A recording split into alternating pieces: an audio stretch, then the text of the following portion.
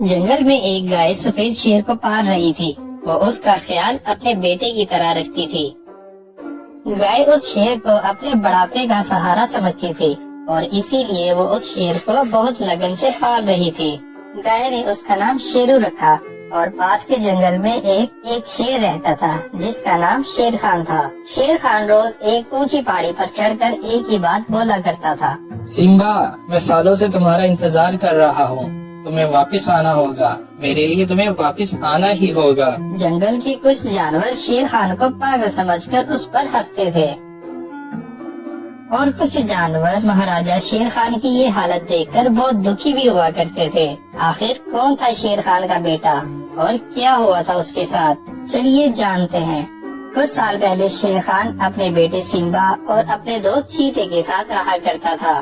شیر خان کی بیوی کو کچھ دن پہلے ہی کچھ شکاریوں نے مار ڈالا تھا، اسی لیے شیر خان اپنے بیٹے کو جوان ہونے کے باوجود بھی جنگل میں اکیلا نہیں جانے دیتا تھا۔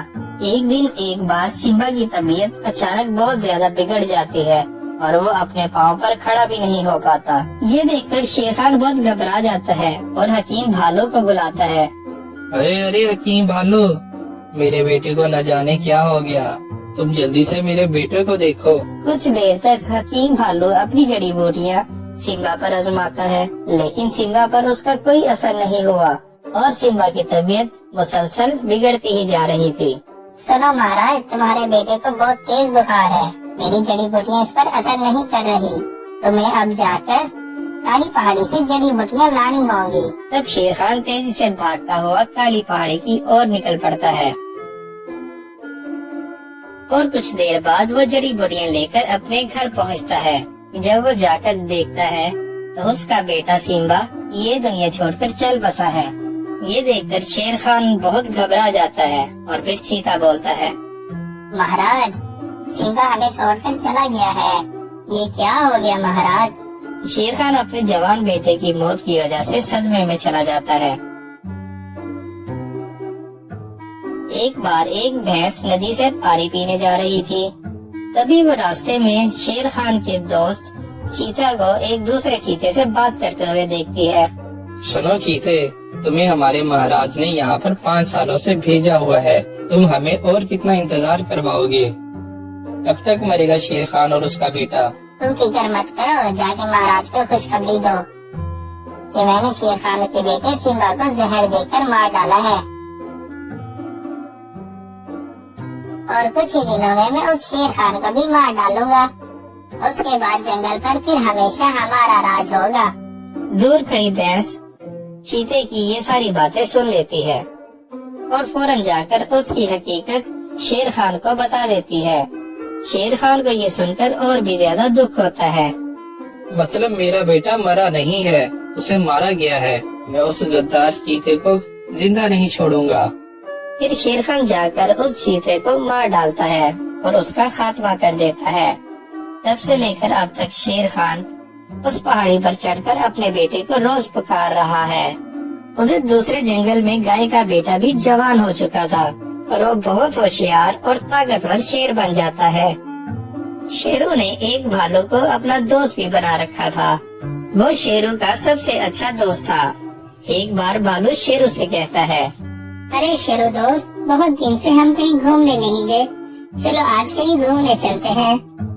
ہاں ٹھیک ہے، چلو آج پاس والے جنگل میں چلتے ہیں۔ تب وہ دونوں پاس والے جنگل میں گھومنے کے لیے نکل پڑتے ہیں اور وہ شیر خان کے جنگل میں پہنچ جاتے ہیں۔ جیسے ہی وہ شیر خان کے جنگل میں آگے بڑھتے ہیں تو کچھ جانور اسے دیکھ کر حیران ہو جاتے ہیں۔ ارے یہ کیا؟ مجھے اپنی آنکھوں پہ یقین نہیں ہو رہا، یہ تو شیر خان کا بیٹا سمبا ہے۔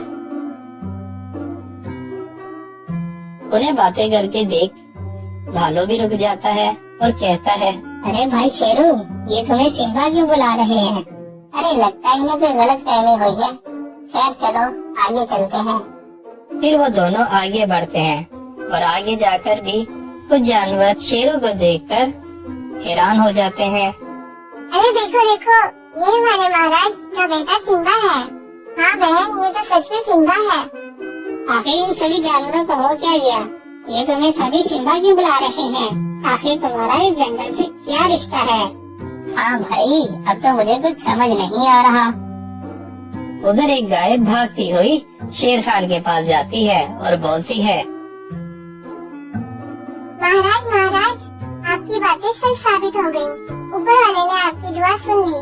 तुम्हारा बेटा सिम्बा लौट आया है। क्या मेरा बेटा लौट आया है? कहाँ है मेरा बेटा? चलो जल्दी से। जब शेर खान जाकर अपने बेटे को देखता है तो हैरान रह जाता है। बेटा सिम्बा, मुझे मालूम था तुम एक दिन जरूर आओगे। मैं आपका बेटा कैसे हो सकता हूँ? मेरा नाम सिम्बा नहीं, शेरू है। नहीं बेटा, तुम्हारा दोबारा जन्म हुआ है।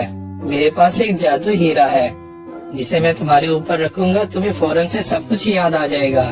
फिर शेर खान वो हीरा लाकर शेरू के ऊपर रखता है और शेरू जैसे ही आंखें बंद करता है तो उसे वो सब कुछ याद आ जाता है जो पिछले जन्म में उसके साथ चीते ने किया था।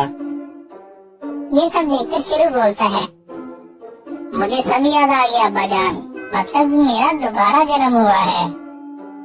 हाँ बेटा, अब तुम्हारा दोबारा जन्म हुआ है और अब तुम कभी मुझसे दूर मत जाना। तब शेर खान अपने बेटे सिम्बा को ही जंगल का राजा बना देता है और फिर सिम्बा अपने बाप शेर खान और गाय के साथ ही जंगल में हंसी खुशी रहने लगते हैं।